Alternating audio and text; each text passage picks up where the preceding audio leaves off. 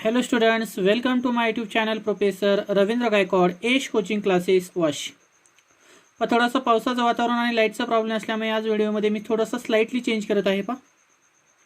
आज आपण ionic equilibrium हा टॉपिक 12चा शिकत होतो.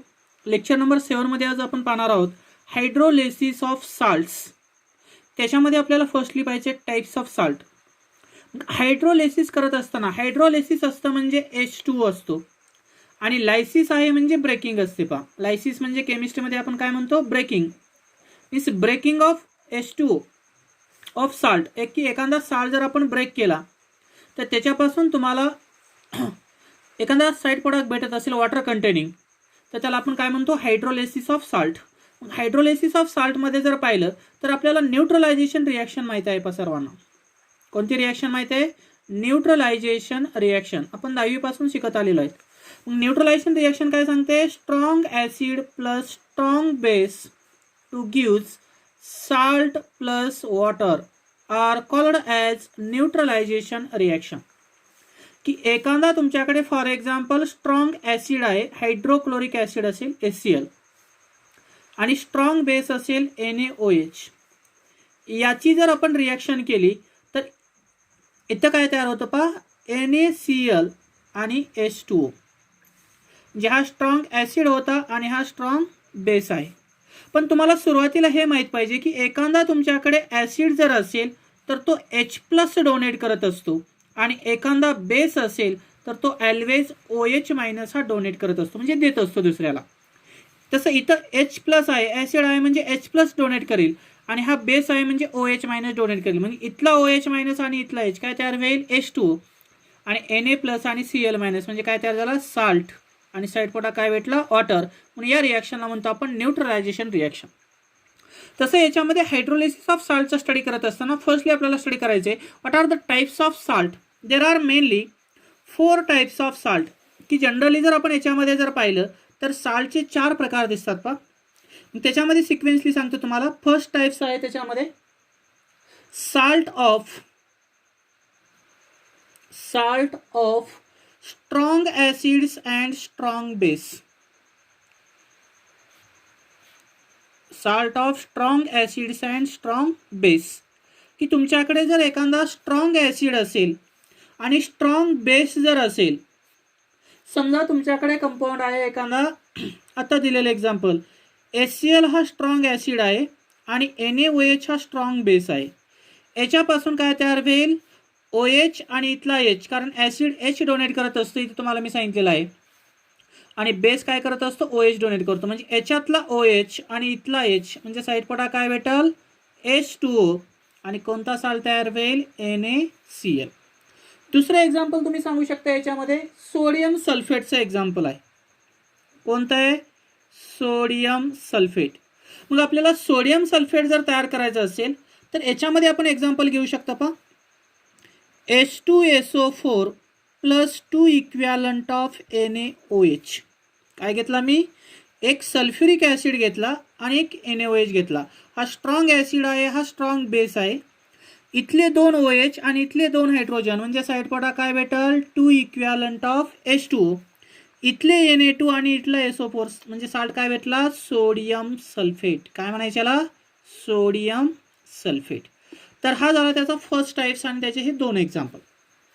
आता तिसरं एक्झाम्पल तुम्हाला सांगता आलं पाहिजे. समजा तुम्हाला तयार करायचा सोडियम नायट्रेट हा साल्ट तयार करायचा. मग सोडियम नायट्रेट हा साल्ट तयार करत असताना आपण इथं बेस काय घेणार? स्ट्रॉंग बेस NaOH आणि ॲसिड देखील आपण स्ट्रॉंग ॲसिड घेतलं. मग नायट्रिक ॲसिड हे स्ट्रॉंग ॲसिड आहे आणि NaOH हा स्ट्रॉंग बेस आहे. इथला H आणि इथला OH साइड प्रोडक्ट काय भेटल? H2O. आणि इथला NO3 आणि इथला Na म्हणजे काय भेटला? Sodium nitrate. काय भेटला? सोडियम नायट्रेट्स म्हणजे NO3. चौथं एक्झाम्पल तुम्हाला सांगता येतं याच्यामध्ये. समजा तुम्हाला पोटॅशियम क्लोराईडचा साल्ट तयार करायचा. कोणता साल्ट तयार करायचा? पोटॅशियम क्लोराईडचा. मग आपल्याकडे पोटॅशियम क्लोराईड आहे म्हणजे स्ट्रॉंग ॲसिड असेल HCl आणि स्ट्रॉंग बेस असेल KOH. ॲसिडमधला H आणि बेसमधला OH काय भेटल? H2O. आणि शिल्लक काय राहिला? K+ आणि Cl- म्हणजे पोटॅशियम क्लोराईड्स. काय शिल्लक राहिला? Potassium chlorides. तर हे जे एक्झाम्पल आहेत ते तुम्हाला इथं लिहिता येतात पहा, पोटॅशियम क्लोराईड्स. म्हणजे साल्ट ऑफ स्ट्रॉंग ॲसिड आणि स्ट्रॉंग बेसपासून, की एखाद्या स्ट्रॉंग ॲसिड आणि स्ट्रॉंग बेसची रिॲक्शन केली असता जो साल्ट ऑब्टेन होणार आहे, such salt are called as salt of strong acid and strong base. राहील लक्षात definition? If any strong acid or strong base are reacts with each other and there is a formation of resulting salt, such salt are called as a salt of strong acid and strong base. आता याच्यामध्ये आपल्याला दुसरा type पाहायचा आहे. What is means by salt of strong acid and weak bases? What is means by salts of strong acids and weak bases. दुसरा types कोणता आहे तुमचा? की तुमच्याकडे काय दिलेलं आहे? साल्ट ऑफ स्ट्रॉंग ॲसिड दिलेला आहे आणि दुसरा दिलेला आहे स्ट्रॉंग बेस. समजा तुमच्याकडे स्ट्रॉंग ॲसिड असेल एखादा आणि दुसरा दिलेला असेल वीक बेस. याच्यापासून आपल्याला NH4Cl नावाचा साल्ट तयार करायचा. NH4Cl नावाचा जर साल्ट तयार करायचा असेल तर स्ट्रॉंग ॲसिड कोणता घ्यावा लागेल? HCl. आणि वीक बेस कोणता घ्यावा लागेल? NH4OH. मग तुम्हाला माहित आहे ॲसिडमधला H आणि NH4OH म्हणजे बेसमधला OH, काय लॉस होईल? H2O. आणि शिल्लक काय राहिला? अमोनियम क्लोराईड म्हणजे NH4Cl. तर हे एक्झाम्पल NH4Cl कशाचं झालं? Salt of strong acid and weak base. Means if strong acid and weak base are reacts with each other and the resulting salt are called as a salt of strong acid and weak bases. की एक strong acid आणि दुसरा weak base यांची एकमेकासोबत reaction तयार होऊन जो salt obtain होणार आहे त्या साल्टला आपण साल्ट ऑफ स्ट्रॉंग ॲसिड आणि वीक बेसिस म्हणतो. दुसरं एक्झाम्पल तुम्हाला सांगता येतं. समजा तुम्हाला कॉपर सल्फेट हे साल्ट तयार करायचं. कोणतं? Copper sulphate. कॉपर सल्फेट तयार करत असताना आपल्याला इथं सल्फ्युरिक ॲसिड हे स्ट्रॉंग ॲसिड घ्यावा लागेल आणि वीक बेस कोणता घ्यावा लागेल? क्युप्रस हायड्रॉक्साइड्स. इथं 2 OH आहेत, इथं 2 H आहेत. म्हणजे काय साईड प्रोडक्ट भेटेल तुम्हाला? 2 इक्विव्हॅलंट ऑफ H2O. शिल्लक काय राहिला? इथला Cu+2 आणि इथला SO4 2- म्हणजे कॉपर सल्फेट, जे की कॉपर सल्फेटचा कलर असतो ब्ल्यू कलर. लक्षात राहू द्या. म्हणजे कॉपर सल्फेट आणि अमोनियम क्लोराईड हे साल्ट ऑफ स्ट्रॉंग ॲसिड आणि वीक बेसचं एक्झाम्पल आहे. समजा तुम्हाला तयार करायचं आहे अमोनियम नायट्रेट साल्ट. काय तयार करायचं आहे? अमोनियम नायट्रेट साल्ट तयार करायचं. आता म्हणताल सर अमोनियम नायट्रेट करायचं आपल्याला, कसं तयार करायचं? मग स्ट्रॉंग ॲसिड कोणता घेणार? HNO3 आणि वीक बेस कोणता घेणार? NH4OH. एकदम सोपं आहे पहा. ॲसिडमधला H आणि बेसमधला OH, काय लॉस होईल? H2O. शिल्लक काय राहिला? NH4NO3. हे देखील कशाचं एक्झाम्पल आहे? Ammonium nitrate. This is the example of salt of strong acid and weak base. तर अशा तऱ्हेने तुम्ही याच्यामध्ये एक्झाम्पल तयार करू शकता. आता याच्यानंतर आपल्याला तिसरा टाइप पाहायचा आहे पहा. What is means by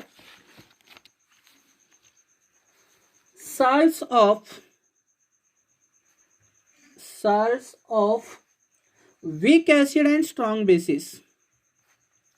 Weak acids and strong bases. What is means by salt of weak acid and strong bases? Means when weak acid are combined with strong base to obtain such salt are called as a salt of weak acid and strong base. की एखाद्या weak ॲसिडची reaction strong बेसमध्ये केली असता त्याच्यापासून जो salt obtain होणार आहे त्याला आपण salt of weak acid and strong base म्हणतो. काय एक्झाम्पल सांगता येईल पहा. समजा तुम्हाला तयार करायचा आहे सोडियम ॲसिटेट साल्ट. हा साल्ट तुम्हाला तयार करायचा.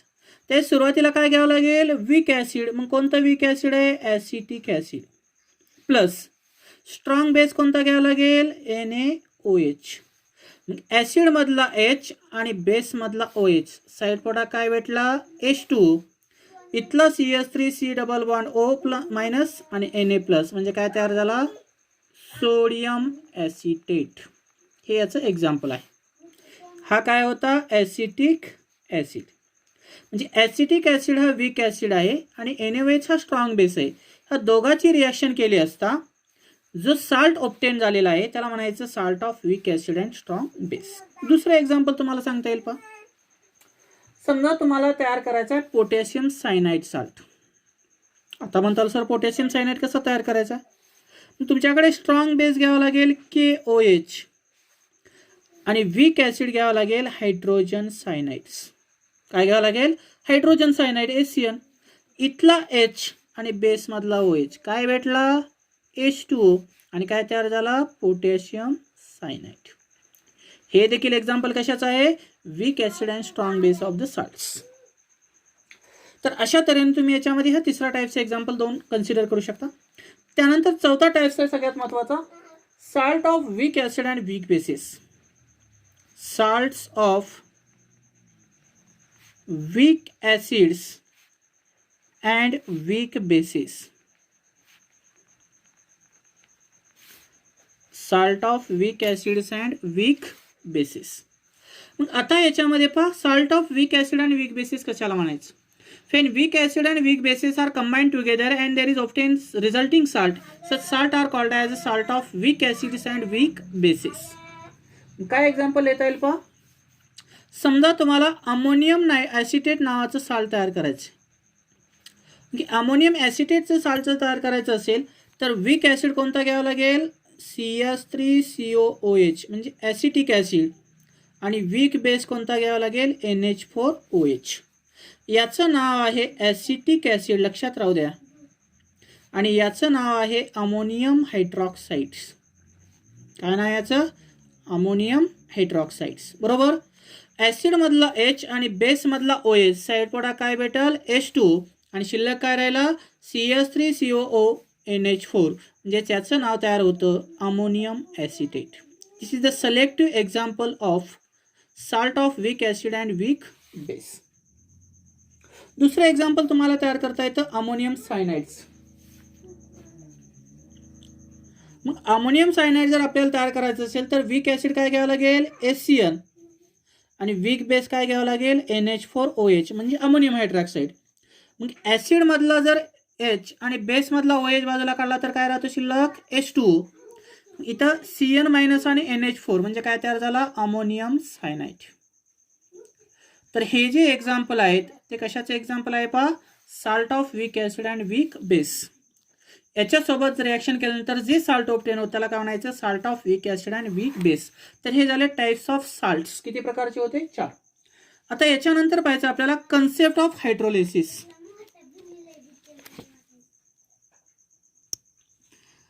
पण याच्यानंतरचा पॉईंट्स आपल्याला पाहायचा आहे. What is means by concept of hydrolysis? Concepts of hydrolysis. एकदम छोटासा पॉईंट आहे पहा. कन्सेप्ट ऑफ हायड्रोलिसिस कशाला म्हणायचं? हायड्रोलिसिस असतं म्हणजे काय? लायसिस म्हणजे ब्रेकिंग प्रोसेस आहे की एखाद्या मॉलिक्युलमध्ये स्ट्रॉंग ॲसिड आणि स्ट्रॉंग बेसची रिॲक्शन केली असता साल्ट आणि वॉटर हा प्रोडक्ट तयार होत असेल तर त्या रिॲक्शनला आपण हायड्रोलिसिस रिॲक्शन म्हणत असतो. मग एखादा साल्ट असेल आणि तो जर आपण वॉटरमध्ये डिसोसिएट केला तर त्याचं पूर्णपणे कम्प्लिटली वॉटरमध्ये डिसोसिएशन होतं आणि कॉन्स्टिट्यूएंट आयन तयार होत असतात. समजा तुम्हाला दिलेलं असेल एक वॉटर मॉलिक्यूल. त्या वॉटर मॉलिक्यूलची रिॲक्शन आपण दुसऱ्या वॉटर मॉलिक्यूल सोबत जर केली तर पहिला वॉटर मॉलिक्यूल काय करतो? याच्यामध्ये जो H+ आणि OH- असे 2 घटक असतात. त्यावेळेस हा इथला H+ स्वतःकडे ॲक्सेप्ट करतो आणि काय तयार होतं? H3O+ आणि OH- शिल्लक राहतो. म्हणजे कुठलाही एखादा लिक्विड वॉटर हा दुसऱ्या लिक्विड वॉटर सोबत जर मिक्स झाला तर त्याच्यापासून तुम्हाला हायड्रोनियम आयन आणि हायड्रॉक्झिल आयन तयार झालेले दिसतात. मग आता दिलेलं सोल्युशन हे न्यूट्रल आहे का ॲसिडिक आहे का बेसिक ते आपल्याला ओळखायचे कॉन्सन्ट्रेशनच्या आधारे. समजा दिलेल्या मॉलिक्यूलमध्ये concentration of hydronium ion is equal to the concentration of hydroxyl ion. असं जर एखाद्या सोल्युशनचं कॉन्सन्ट्रेशन बरोबर असेल म्हणजे हायड्रोनियम आयनचं कॉन्सन्ट्रेशन आणि हायड्रॉक्झिल आयनचं कॉन्सन्ट्रेशन जर इक्वल असेल तर दिलेलं सोल्युशन हे न्यूट्रल असतं असं आपण सांगत असतो. ते सोल्युशन काय असतं? न्यूट्रल सोल्युशन असतं आपण असं सांगू शकतो. If the ions of the salt do not react with water, the hydronium and hydroxyl ion concentration remains equal and the solution is a neutral solution. की एखाद्या आयनचा साल्ट हा वॉटर सोबत जर रिॲक्ट होत नसेल पण कन्सेप्ट हायड्रोलिसिसमध्ये काय सांगितलं मी की एखादा लिक्विड वॉटर मॉलिक्यूल दुसरा लिक्विड वॉटर मॉलिक्यूल सोबत आपण रिॲक्ट केला, त्यावेळेस याच्यामध्ये H+ आणि OH- असतात, बरोबर. याच्यापासून काय होतं, हा पहिला वॉटर मॉलिक्यूल इथला H+ स्वतःकडे ॲक्सेप्ट करतो, म्हणजे हायड्रोनियम आयन्स तयार होतो आणि शिल्लक काय राहतो OH- म्हणजे हायड्रॉक्झिल आयन. पण दिलेलं सोल्युशन हे ॲसिडिक आहे का न्यूट्रल आहे का बेसिक आहे ते आपल्याला हायड्रोलिसिस कन्सेप्टच्या आधारे प्रॅक्टिकली शिकायचे. If ions of the salt, की तुमच्याकडे एखादा आयन्स ऑफ साल्ट असेल and those salt does not react with water but their concentration of hydronium ion and hydroxyl ions are equal, such solution is a neutral solution. की एखादा ionic salt हा एखाद्या water सोबत हा react होत नसेल, पण त्या सोल्युशनमध्ये हायड्रोनियम आयनचं आणि हायड्रॉक्झिल आयनचं कॉन्सन्ट्रेशन जर इक्वल असेल तर समजायचं ते सोल्युशन कसं आहे, न्यूट्रल सोल्युशन आहे. लक्षात राहील. महत्त्वाचा सेंटेन्स कोणता आहे, ions of salt is does not react with water but the given solution having the concentration of hydroxyl ion and hydronium ions are equal, such solution is a neutral solution. त्यावेळेस ते solution काय असेल तुमचं, neutral असेल. दुसरा concept आहे ions of salt are reacts with water, की एखाद्या साल्टचा आयन जर वॉटर सोबत रिॲक्ट होत असतील but their concentration of hydronium ion is not equal to the concentration of hydroxyl ion, the given solution may be acidic और basic. हा महत्त्वाचा कन्सेप्ट आहे पाहिजे, की एखाद्या आयन्स ऑफ साल्टची रिॲक्शन ही वॉटरसोबत होत असेल पण त्या सोल्युशनमध्ये कॉन्सन्ट्रेशन ऑफ हायड्रोनियम आयन आणि हायड्रॉक्झिल आयनचं कॉन्सन्ट्रेशन जर इक्वल नसेल, डिस्टर्ब होत असेल तर समजायचं ते सोल्युशन हे ॲसिडिक असू शकतं किंवा बेसिक असू शकतं. मग दिलेल्या सोल्युशनमध्ये जर कॉन्सन्ट्रेशन ऑफ हायड्रोनियम आयनचं कॉन्सन्ट्रेशन जास्त असेल तर समजायचं ते सोल्युशन ॲसिडिक आहे आणि दिलेल्या सोल्युशनमध्ये जर हायड्रॉक्झिल आयनचं कॉन्सन्ट्रेशन जास्त असेल तर समजायचं ते सोल्युशन कसं आहे, बेसिक आहे. पण काय असायला पाहिजे की ions of salt does not it reacts with water, की जे साल्टचं आयन असणार आहे त्याची रिॲक्शन जर वॉटरसोबत झाली आणि त्या सोल्युशनमध्ये जर H+चं कॉन्सन्ट्रेशन जास्त असेल तर ते ॲसिडिक असू शकतं आणि OH- कॉन्सन्ट्रेशन जर जास्त असेल तर ते सोल्युशन बेसिक असू शकतं. म्हणजे हायड्रोलिसिस कन्सेप्टमध्ये आपण 3 प्रकारचे सोल्युशन कसे ओळखायचे ते शिकलो. लक्षात आलं ना, की एखादा साल्ट हा वॉटरसोबत रिॲक्ट न होता H+ आणि OH- कॉन्सन्ट्रेशन जर इक्वल असेल ते सोल्युशन न्यूट्रल सोल्युशन असतं असं आपण सांगितलं. आणि एखादं साल्टची रिॲक्शन वॉटरसोबत झाली असता H+ आणि OH- कॉन्सन्ट्रेशन जर डिस्टर्ब होत असेल म्हणजे नॉट इक्वल टू असेल तर समजायचं ते सोल्युशन ॲसिडिक किंवा बेसिक असेल. But in given solution, if the concentration of H+ ion is more, the solution is acidic, and in given solution the concentration of OH- is greater, the given solution is a basic.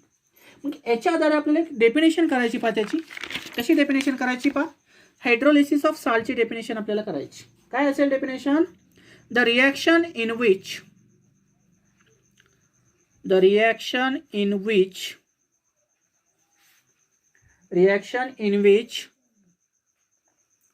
ions of a salt reacts with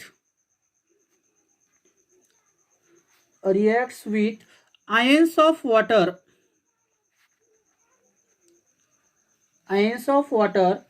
to produce, तिथं काय तयार होणार आहे, to produce acidity, alkalinity और sometimes neutral in nature, म्हणजेच neutrality, are called as hydrolysis of salt, की त्यालाच आपण जनरली काय म्हणत असतो, हायड्रोलिसिस ऑफ साल्ट.